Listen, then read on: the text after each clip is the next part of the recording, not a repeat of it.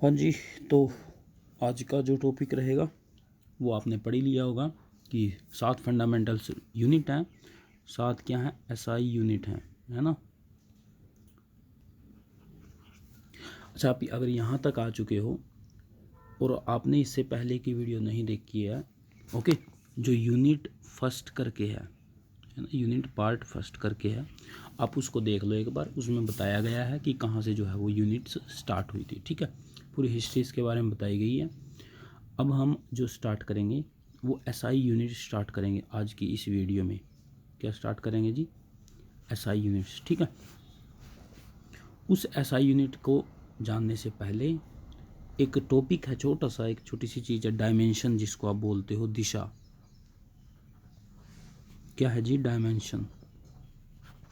ये जो डायमेंशन है जिसको आप बोलते हो दिशा, इसके बारे में थोड़ा सा जानना ज़रूरी है, ठीक है। ये बहुत ज़्यादा इम्पोर्टेंट है यूनिट्स में डायमेंशन। डायरेक्टली क्वेश्चन यहाँ से पूछे गए क्योंकि यूनिट्स को जो है वो अब प्रेफर नहीं करते एग्जामिनर। अब एग्जामिनर थोड़ा सा जो डीप में जाने की कोशिश करते हैं, तो डायमेंशन के ऊपर बहुत बार क्वेश्चन बने हैं, ठीक है। डायमेंशन दे देंगे, यूनिट पूछ लेंगे, यूनिट दे देंगे, इसकी डायमेंशन पूछ लेंगे, ठीक है। तो डायमेंशन होती क्या है? ये होती है किसी चीज़ को एक्सप्लेन करने के लिए हमको कितनी दिशाओं की ज़रूरत होती है। अब दिशा में आप समझोगे आगे आगे होता क्या क्या है। किसी चीज़ को एक्सप्लेन करने के लिए कितनी डायमेंशन हमको चाहिए, ठीक है। मोस्टली डायमेंशन में हम क्या क्या यूज़ करते हैं? डायमेंशन में हम यूज़ करते हैं मास, ठीक है। उसके बाद हम बात करते हैं जी लेंथ की, और उसके बाद हम बात करते हैं टाइम की, ठीक है। कि कितना टाइम चाहिए, क्या टाइम की पावर 2 होनी चाहिए, क्या टाइम की पावर 3 होनी चाहिए, ये डायमेंशन है, ठीक है। लेंथ की कितनी पावर होनी चाहिए, मास की कितनी पावर होनी चाहिए, ये डायमेंशन होती है जी किसी भी चीज़ की, ठीक है। अभी हम बात भी करेंगे इस चीज़ की कि वो कैसे कैसे निकलती हैं, ठीक है। सबसे पहले अगर मैं आपको समझाऊं तो सपोज़, ठीक है, स्पीड देख लो, होता क्या है स्पीड। स्पीड स्पीड होती है जी चाल। चाल होती है। स्पीड कैसे निकलती है? स्पीड निकलती है कि आपने कितने समय में कितनी दूरी जो है वो कवर किया। सपोज़ आप जो है वो 35 किलोमीटर चल सकते हैं जी, 35 किलोमीटर, ठीक है। और आप कितने टाइम में चले जाते हो? आप बोलोगे जी हम चले गए थे वहाँ पे सपोज़ 7 मिनट में। कितने मिनट में जी? 7 मिनट में हम 35 किलोमीटर चले गए थे, ठीक है। तो आपकी जो स्पीड है वो क्या रहने वाली है? आप डायरेक्ट बोलोगे हमारी जो स्पीड डिपेंड करती है, वो डिपेंड करती है जी डिस्टेंस बाय टाइम। मतलब कि 35 किलोमीटर डिवाइड बाय 7 मिनट, तो यहाँ से आंसर क्या आएगा जी? 5 किलोमीटर पर मिनट। ये क्या है? हमारी स्पीड आ गई, ठीक है। अब अगर मैं बात करता हूँ इसके डायमेंशन की, यहाँ देखो डायमेंशन, डायमेंशन जो है कहाँ से निकल के आते हैं? उसके साथ जो यूनिट लगी है। दो चीज़ें हैं ना इसमें, देखो इसमें क्या है, सपोज़ ये है जी आपका 5 किलोमीटर पर मिनट। ये क्या है? ये है इसकी एक वेरिएबल वैल्यू, ठीक। और ये चीज़ क्या है? ये है इसकी यूनिट, ठीक है। तो यूनिट से क्या निकल के आती है? यूनिट से निकलती है जी डायमेंशन। किससे निकलती है? यूनिट से। अब देखो यूनिट से कैसे निकलेगी। ये मैंने क्या लिख दिया यहाँ पे? किलोमीटर पर मिनट। अब किलोमीटर क्या है? किलोमीटर हमने आपको स्टार्टिंग में क्या बताया था कि हमारे पास जो डायमेंशन है वो किस उसमें आएगी? 3 चीज़ों में आएगी। या तो आएगी वो मास में, मास को हम लिखते हैं m, या फिर आएगी वो लेंथ में, लेंथ को हम डिनोट करते हैं जी l से, या फिर आएगी वो टाइम में जिसको हम डिनोट करते हैं t से, ठीक है। इनमें से किलोमीटर क्या है? किलोमीटर है जी लेंथ, लेंथ मतलब l डिवाइड बाय मिनट क्या है जी? टाइम है, तो ये आएगी जी टाइम। तो इसकी अगर मैं डायमेंशन की बात करूँगा l, t नीचे है, जब ये ऊपर जाएगा तो इसकी पावर क्या हो जाएगी? माइनस में, तो ये इसकी क्या हो जाएगी? डायमेंशन। और इसको बड़ी ब्रैकेट में ऐसे लिखते हैं, ये क्या आएगी जी? ये है इसकी डायमेंशन। अब सपोज़ आपके पास क्वेश्चन ये आ गया कि स्पीड की डायमेंशन छांटो, है ना। स्पीड की डायमेंशन बताओ। आपको 4 ऑप्शन दे दिए, एक में ऑप्शन में तो यही दे दिया आपको जो इसकी सही है। दूसरे ऑप्शन में आपको क्या दे दिया, एल टी की पावर -2, और एक में दे दिया आपको एल की पावर 2 टी की पावर -1, और एक में दे दिया एल की पावर 2 टू की पावर -2। ठीक है, अभी ये दे दिया, आपको पता होना चाहिए कि आंसर क्या रहेगा। आंसर आपका क्या रहेगा जी, फर्स्ट वाला रहेगा। आप यहीं से देख करके एकदम से बता सकते हो अगर आपके याद है। अगर आपके याद नहीं भी है तो ऐसे तोड़ लो उसको। लेंथ में क्या आएगा जी, लेंथ आ गई, डिस्टेंस आ गया मतलब लेंथ, और ये टाइम क्या नीचे चला गया, ये टाइम। अगर ऐसे आप तोड़ के देखोगे लेंथ बाय टाइम होता क्या है, दैट इज़ स्पीड आपकी। ठीक है, तो आपका आंसर क्या रहेगा जी, फर्स्ट। तो हम इस तरीके से जो है वो देख सकते हैं, यूनिट से डायमेंशन को हम निकाल सकते हैं। ठीक है, तो ये क्या थी जी, चाल के बारे में थी। ठीक है, अभी देखो 7 फंडामेंटल क्वांटिटी हैं, अब उनको हम जो है वो स्टार्ट करेंगे। ठीक है, सबसे पहले मैं स्टार्ट करता हूँ जी 7 फंडामेंटल या फिर 7 SI यूनिट्स। ओके, सबसे पहली है जी लेंथ। लेंथ की जो SI यूनिट है वो है जी मीटर। क्या है वो, मीटर, और इसका सिंबल क्या है जी, स्मॉल m है। ठीक है, अगर मैं इसकी डायमेंशन की बात करूँगा तो मीटर किस में आती है जी, लेंथ में आती है। ना इसमें कोई मास है, ना इसमें कोई टाइम है, तो इसकी डायमेंशन क्या होगी जी, खाली L होगी। उसके बाद हम बात करते हैं जी दूसरी की। दूसरी है जी हमारे पास टाइम। ठीक है, टाइम की जो यूनिट है वो क्या है, सेकंड है, और किस चीज़ से डिनोट करते हैं जी, स्मॉल s से इसको हम डिनोट करते हैं। अभी कितने टाइम को हम 1 सेकंड माने, कहीं ना कहीं से तो स्टार्ट हुआ होगा ना भाई, 1 सेकंड इस टाइम को हम मानेंगे। तो उसके बारे में मैं पढ़ाऊँगा आपको कि 1 सेकंड जो है वो किस टाइम को मानेंगे। अभी आप देखो,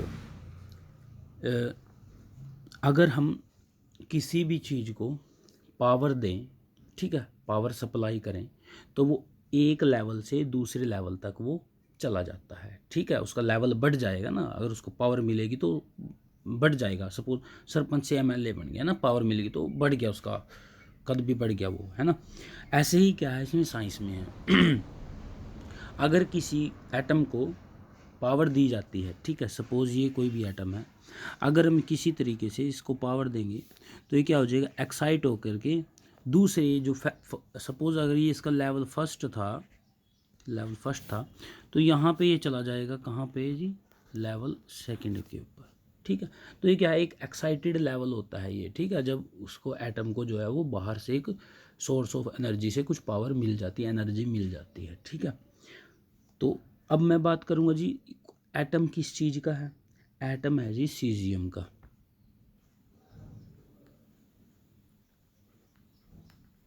सीजियम 133 एटम, इसका जो एटम है, ठीक है, जब ये रेडिएशन में लेके आया जाता है, इस एटम को जब रेडिएशन में लेकर के आएंगे तो ये क्या करेगा, अपने जो है वो बिल्कुल बेसिक लेवल से ये एक्साइट होकर के ऊपर वाले लेवल में चला जाएगा। ठीक है, जंप कर देगा ये। ठीक है, एक लेवल से दूसरे लेवल में। ठीक है, अब ये एक लेवल से सपोज ये लेवल है, ये पहला लेवल है और ये इसका क्या है, दूसरा लेवल है। यहाँ से यहाँ तक जाने में इसको जितना टाइम लगा, इसको क्या बोलते हैं जी, 1 सेकंड। इसको क्या बोलते हैं हम, इसको हम क्या बोलते हैं, 1 सेकंड। ठीक है, तो एक लेवल से दूसरे लेवल तक जाने में जितना टाइम लगा सीजियम 133 एटम को when it place in radiation, ठीक है, तो ये एक लेवल से दूसरे लेवल में जब जाएगा तो उस टाइम पीरियड को हम किससे डिनोट करते हैं जी, 1 सेकंड से। और वहीं से जो है वो टाइम का पता चला कि 1 सेकंड में इतना गैप होगा। ठीक है, चलिए अब टाइम की बात हो चुकी है। अब मैं आपको बता देता हूँ, इससे पहले जब आप वीडियो देखोगे तो उसमें आपको कुछ चीज़ें मिलेंगी, जैसे BIPM, CIPM, CGPM। ये क्या है कि ये बोर्ड था, ये मीटिंग होती थी। ठीक है, 4 साल में, 1 साल में, महीने में, वीकली, इस तरीके से होती थी। जो CGPM है सबसे बड़ी मीटिंग है 4 साल में जो होती है, उसमें क्या हुआ था 2018 में 16 नवंबर 2018 में 26वीं मीटिंग थी उसकी। उसमें क्या किया गया, 4 चीज़ों की डेफिनेशन को चेंज कर दिया गया। 4 चीज़ों की कौन कौन सी थी में, किलोग्राम, उसके बाद आता है जी आपका एम्पियर, उसके बाद आता है आपका मोल, और उसके बाद आता है जी आपका टेम्परेचर। इनको भी आगे पढ़ेंगे, ऐसे ही आपको मैं बता दिया।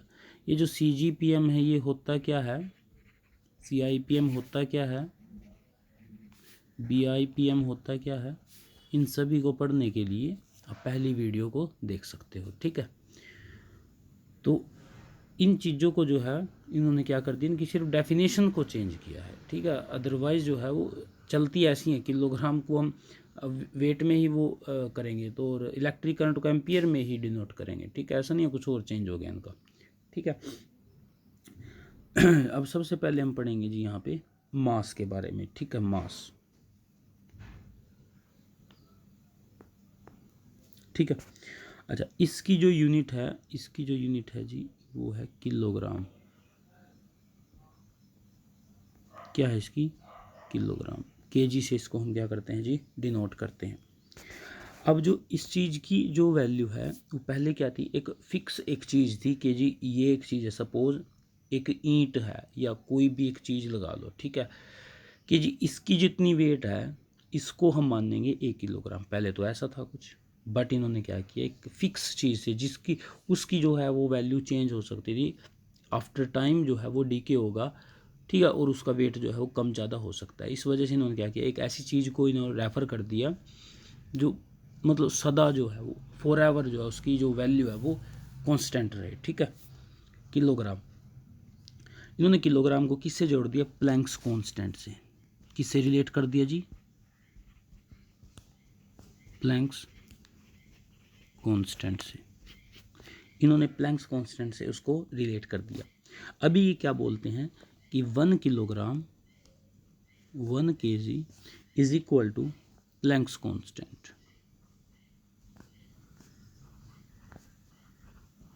ठीक है।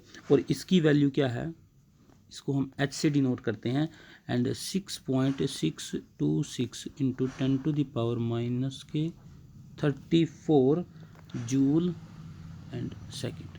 ये इसकी क्या है जी, वैल्यू है 1 किलोग्राम की। अगर आप पूछते हो कि ये कहाँ से आता है, तो आप इस तरीके से इसको निकाल सकते हो। जो एनर्जी है, एनर्जी की जो वैल्यू होती है वो होती है कांस्टेंट मल्टीप्लाई फ्रीक्वेंसी, है ना, प्लैंक्स कांस्टेंट मल्टीप्लाई फ्रीक्वेंसी, ठीक है। एक ये है चीज यहाँ पे चीज मतलब कि E is equal to HV, ठीक है। और अगर मैं यहाँ से इस H की वैल्यू निकालता हूँ, that is E divide by frequency, okay, ये चला गया जी यहाँ से। उसके बाद अगर मैं बात कर लेता हूँ जी आइंस्टाइन के द्वारा, E is equal to energy is equal to mc² हो जाएगा, ठीक है। E की वैल्यू यहाँ पे क्या है, mc² है, तो जब हम H is equal to mc² by V निकालेंगे तो यहाँ से क्या आएगी जी, एक मास की वैल्यू आएगी। C को और V को हम उस जो है वो कट करेंगे, तो यहाँ से क्या आएगी, M is equal to H आएगा। M की किसके साथ वैल्यू आएगी जी, वो आएगी प्लैंक्स कांस्टेंट के साथ, ठीक है। तो इस तरीके से जो है, अगर आपको ये सब समझ ना आया हो कि ये कहाँ से आ गया, कुछ समझने की ज़रूरत नहीं है ज़्यादा, डायरेक्ट याद रखो मास की जो यूनिट है जी वो किलोग्राम है। इसका जो किससे डिनोट करते हैं, केजी से डिनोट करते हैं। और केजी को किससे जोड़ा गया है जी, याद रख लो, कोई प्लैंक नाम का व्यक्ति था। प्लैंक कांस्टेंट एक चीज़ है, एक वैल्यू है, उससे 1 किलोग्राम को जोड़ा गया। ये याद होती है तो अच्छी बात है, नहीं होती है तो छोड़ दो इसको भी, ठीक है। बट इतना तो याद रखो ना कि किलोग्राम किससे जुड़ा हुआ, प्लैंक्स कांस्टेंट। अगर ये आप याद कर लो बहुत ज़्यादा अच्छा हो जाएगा, है ना। लगभग कंप्लीट मैं मान लूँगा इसको कि मास की डेफिनेशन आपने लगभग कंप्लीट कर ली है। आप इसको जो है वो याद रखो ना रखो कहाँ से आया कोई दिक्कत नहीं है, इसको कोई इतनी बड़ी बात नहीं है। बट यहाँ एटलीस्ट यहाँ तक तो याद करो आप, h is equal to 6.626 into 10⁻34। ठीक है। अच्छा यूनिट भी जरूर याद रख लेना इसकी, ठीक है। ये क्या है, मास की वैल्यू। ओके, तो अब हम बात करते हैं जी, हमारी फोर्थ जो यूनिट रहेगी वो रहेगी इलेक्ट्रिक करंट।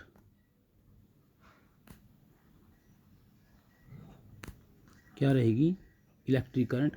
इसकी जो यूनिट है वो क्या है जी, एम्पियर है। और किससे डिनोट करते हैं, ए से इसको हम डिनोट करते हैं।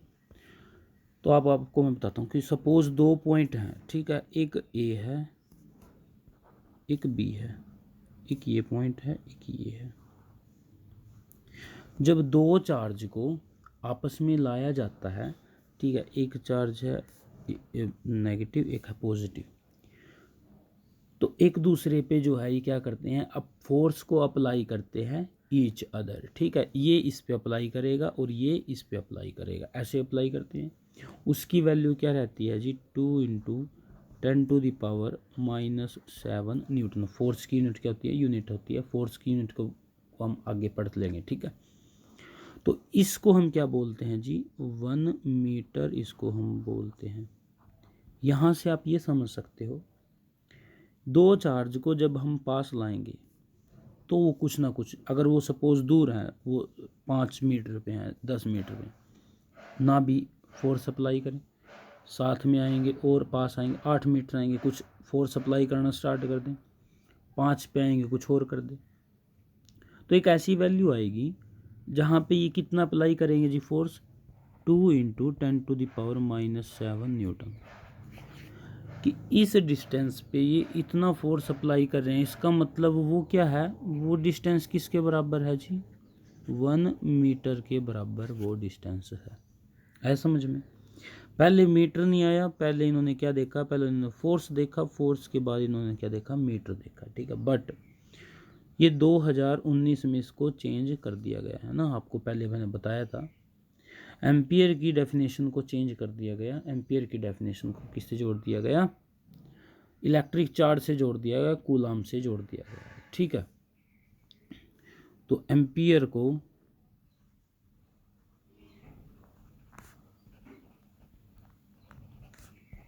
जॉइन विद कूलाम, ठीक है। इन्होंने क्या बोला, 1 ampere is equal to 1.6 into 10⁻⁻19।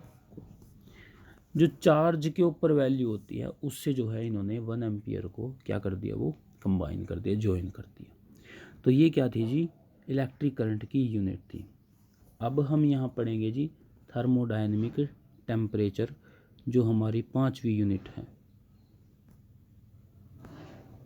Thermodynamic temperature. Temperature की कई यूनिट होती हैं, ठीक है। सबसे पहली यूनिट आपको मैं बता दूं, जूल भी होती है, केल्विन भी होती है,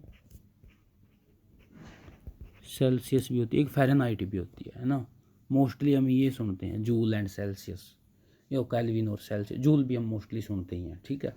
ये मोस्टली 3 है, फ़ारेनहाइट को हम कम ही जो है वो यूज़ करते हैं, देखते हैं, सुनते हैं, ठीक है।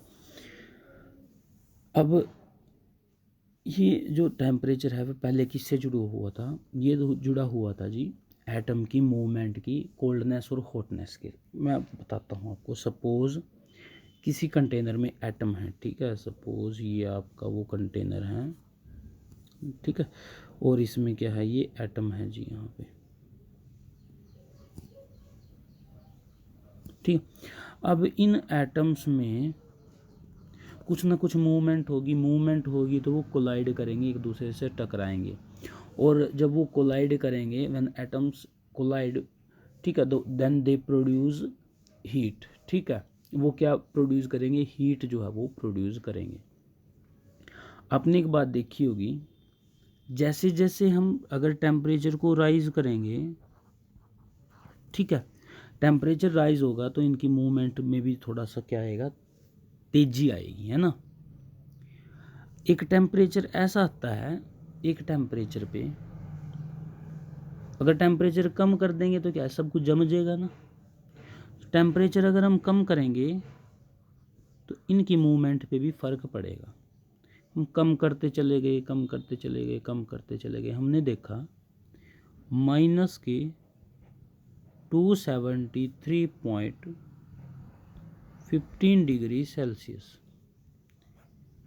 ये जो टेम्परेचर है वो सबसे कम टेम्परेचर नापा गया है। आप ना इसको डिनोट कर लो, ठीक है। सबसे लोएस्ट टेम्परेचर जो है वो कितना जो है वो मेज़र किया गया है, -273.15 डिग्री सेल्सियस। ये किसके बराबर होता है जी, ये होता है 0 केल्विन के बराबर। केल्विन और सेल्सियस दोनों टेम्परेचर की ही यूनिट हैं। ये केल्विन है, ये सेल्सियस है, इस वजह से इन दोनों की वैल्यू यहाँ पे आप देखोगे एक जगह पे -273.15 है और एक जगह 0 है। इसका मतलब अगर 0 केल्विन रहेगा तो सेल्सियस में अप्रोक्स उसकी वैल्यू कितनी रहेगी जी, -273 रहेगी, ठीक है। अगर अब मैं देखो, अगर मैं यहाँ पे लिख देता हूँ जी 273 केल्विन, तो ये जा करके क्या रहेगा जी, 0 डिग्री सेल्सियस रहेगा। आप ये चीज़ समझो, ठीक है। चलिए, तो ये क्या था जी, ये वो पॉइंट था जहाँ पे इनकी जो एटम्स की मूवमेंट थी, एटम्स की जो मूवमेंट थी वो टोटली क्या हो जाती है जी, स्टॉप हो जाती है, ठीक है। तो यहाँ पे वो टेम्परेचर जहाँ पे एटम्स की मूवमेंट बिल्कुल स्टॉप हो जाती है, उस टेम्परेचर को क्या बोलते थे जी, 0 केल्विन उसको हम बोलते थे। और उसकी वैल्यू क्या आई थी जी, -273.15 डिग्री सेल्सियस आई थी। आया समझ में। हमने एटम्स की मूवमेंट को देखा, कब वो रुकी, उस टाइम कितना डिग्री सेल्सियस टेम्परेचर हमने कम किया और उसको हमने क्या बोला जी, 0 केल्विन बोला। ये एक तरीका था निकालने का, ठीक है। अच्छा, इससे रिलेटेड एक दो क्वेश्चन आपको बता देता हूँ मैं, ठीक है। Freezing point and boiling point, पहले जो मोस्टली जो साइंटिस्ट यूज़ करते थे भाई, कहाँ पे पानी जम जाता है, कहाँ पे उबल जाता है, इसको ना एक रेफरेंस पॉइंट सा वो मानते थे, इसको मानते थे वो रेफरेंस पॉइंट। अगर मैं बात करता हूँ जी फ्रीजिंग पॉइंट की,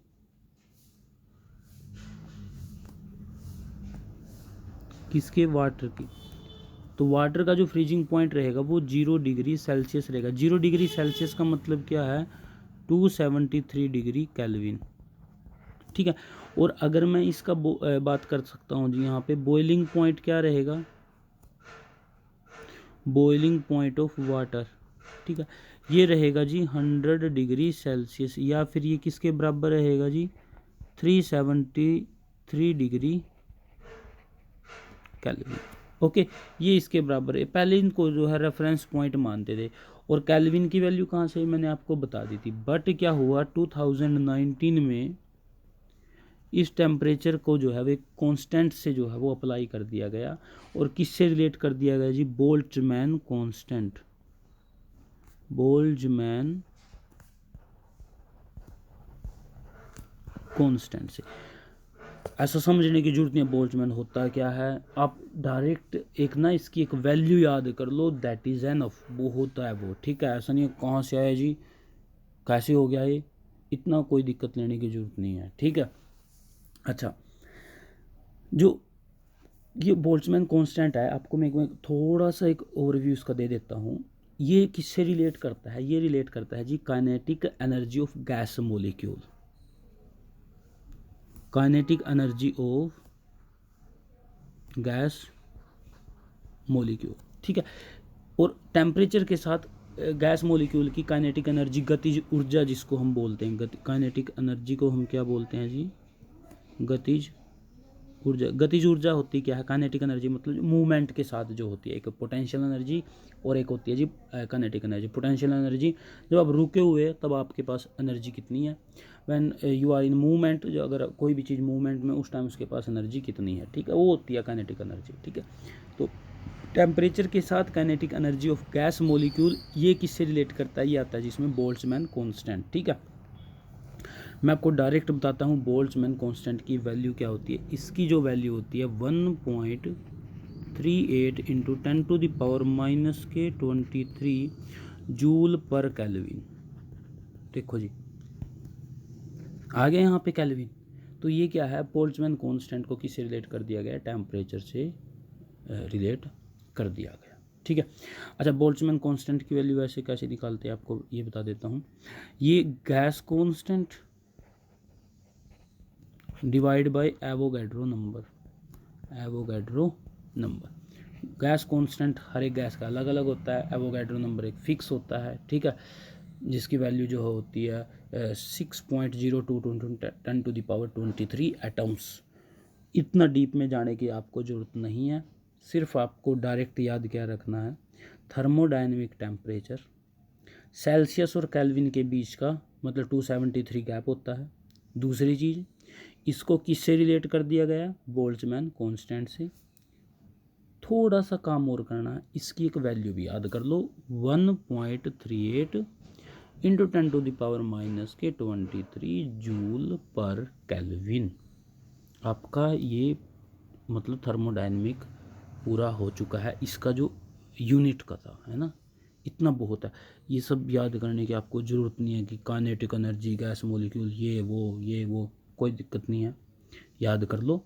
थर्मोडायनेमिक टेम्परेचर जुड़ा हुआ है जी बोल्ट्जमैन कांस्टेंट से, जिसकी वैल्यू ये है। और थर्मोडायनेमिक टेम्परेचर, इनकी 3 यूनिट होती हैं जी, वैसे 4 हैं।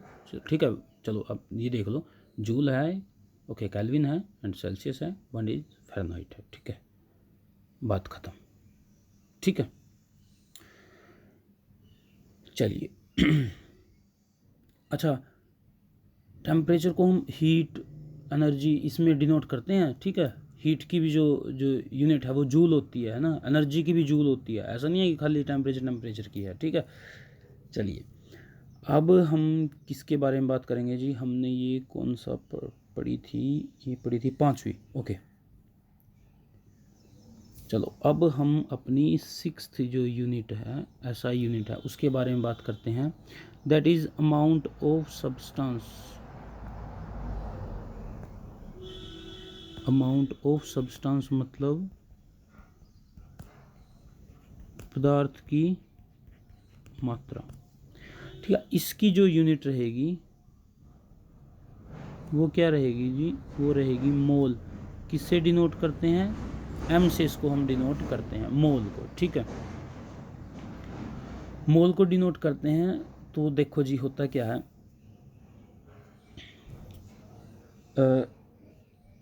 एक ना, अगर हमसे कोई पूछता है, सपोज के 24 ग्राम ऑफ कार्बन है। ठीक है, इसमें आप एटम बताओ जी कितने हैं, अमाउंट ऑफ सब्सटेंस बताओ जी कितने हैं, एटम कितने हैं। आपका आंसर क्या रहेगा, आपका आंसर रहेगा, या फिर आपको सपोज आप कहीं चले गए, ठीक है, आपको बोल दिया कि जी 5 किलो चीनी कितनी होती है। आप बोलोगे जी 5 किलो बता सकता हूँ, अगर मेरे को कोई बता दे 1 किलो कितनी होगी। किसी ने बोल दिया जी 1 किलो तो ये है चीनी, तो आप बोलोगे कि अगर 1 किलो ये है तो 5 किलो फिर ये है जी 5 किलो, ये लो, ये 5 किलो है। क्यों, क्योंकि आपको एक रेफरेंस पॉइंट पता है। क्या पता है जी, एक रेफरेंस पॉइंट पता है, या फिर एक रेफरेंस वैल्यू पता है। अगर कोई पूछता है कि ये कितना अमाउंट ऑफ सब्सटेंस कितना होगा, आप बोलोगे जी मेरे को कुछ ये तो बताओ कि 1 ग्राम कार्बन में, 5 ग्राम में, 10 ग्राम में कुछ इतना होता है, मैं उससे अपना मल्टीप्लाई करके आपको बता दूंगा क्या रहेगा। आप ऐसे ही इसको बता सकते हो। फिर एक रेफरेंस पॉइंट माना जाता है जी। ठीक है, रेफरेंस पॉइंट क्या है, कार्बन 12। कार्बन 12, ठीक है, इसमें क्या है 12 ग्राम ऑफ कार्बन, ठीक है। इसमें जो एटम रहेंगे वो क्या रहेंगे जी, that is equal to Avogadro number, वो एवोगैड्रो नंबर के बराबर रहेंगे। मतलब C12 में कितने कार्बन रहेंगे जी, 6.022 10⁻23 एटम्स। पता चल गया 12 ग्राम कार्बन में कितने हैं जी, हमारे पास इतने हैं। अपने पास कोई पूछने लग गया कि 24 ग्राम में कितने रहेंगे, अब डायरेक्ट करना है, मतलब 12 से 2 गुना कर देना है, तो 2 into Avogadro number, Avogadro number मैंने लिखवा ही दिया। तो आपका आंसर क्या रहेगा जी, 6 2 जा 12 आ जाएगा यहाँ पे, तो 12 मल्टीप्लाई 10⁻23 एटम्स, बात खत्म। एक और एग्जांपल आपको दे देता हूँ। आपको कोई पूछने लग जाए 28 ग्राम ऑफ नाइट्रोजन में कितने हैं, रेफरेंस पॉइंट क्या है, आप बोलोगे रेफरेंस पॉइंट इसका है जी कि 1 mole is equal to 14 gram of nitrogen. आप बोलोगे अच्छा ठीक है, 14 ग्राम ऑफ नाइट्रोजन में 1 मोल है, इसका मतलब क्या, 1 mole is equal to Avogadro number 6.022 into 10⁻23 atom, ठीक है।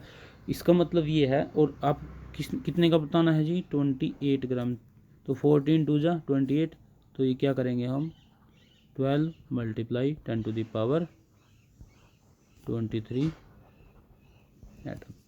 28 ग्राम नाइट्रोजन में कितना रहेगा, जितना एटम रहेगा। आ गया समझ में, एक मोल में कितने एटम होते हैं, और अमाउंट ऑफ सब्सटेंस जो है वो, इसकी जो यूनिट है वो क्या होती है जी, मोल होती है। लास्ट रह चुकी है जी अपनी 7th जो SI यूनिट है, that is luminous intensity, luminous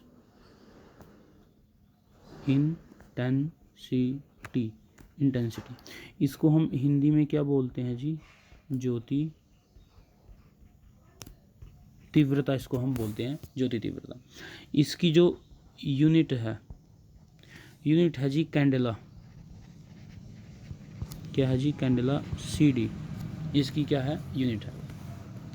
कब जो है वो सबसे ज्योति तीव्रता मतलब जो है वो कितना अमाउंट ऑफ लाइट की हम बात कर लेते हैं, कुछ कंडीशन होती हैं कि तब जा कर के क्या बनता है, एक कैंडला बनता है, ठीक है।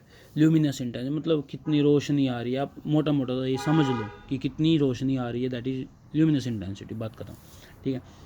जैसे इसके जो 1 कैंडला की जो रिक्वायरमेंट है वो क्या रहेंगी, कोई भी एक सोर्स है, ठीक है, कोई भी क्या है एक सोर्स है, ये सपोज वो सोर्स है, सोर्स ऑफ लाइट है जी, ओके। इससे क्या क्या रहेगा, क्या क्या कंडीशन रहेगी, तब जा करके 1 कैंडला बनेगा। सबसे पहली बात तो मोनोक्रोमैटिक लाइट होनी चाहिए, मोनोक्रोमैटिक लाइट होनी चाहिए, मतलब एकल रंग की होनी चाहिए, एक ही रंग होना चाहिए, वाइट हो येलो हो। दूसरा क्या होना चाहिए, फ्रीक्वेंसी होनी चाहिए, है ना, उस लाइट की फ्रीक्वेंसी कितनी होनी चाहिए, 5.4 10⁻14 हर्ट्ज जो है, ठीक है, ये इसकी क्या होनी चाहिए फ्रीक्वेंसी। और तीसरा जो है कुछ एक एंगल भी होना चाहिए, ठीक है। अगर ये सब कंडीशन पूरी होती हैं तब जा कर के हम क्या बोलते हैं कि ये एक कैंडला बन चुकी है, ठीक है। तो दोस्तों ये था हमारी आज की वीडियो, होप आपको जो है वो अच्छी लगी होगी, ओके। इससे नेक्स्ट वीडियो हम क्या पढ़ेंगे, डिराइव्ड यूनिट्स जो है वो हम पढ़ेंगे। Thank you.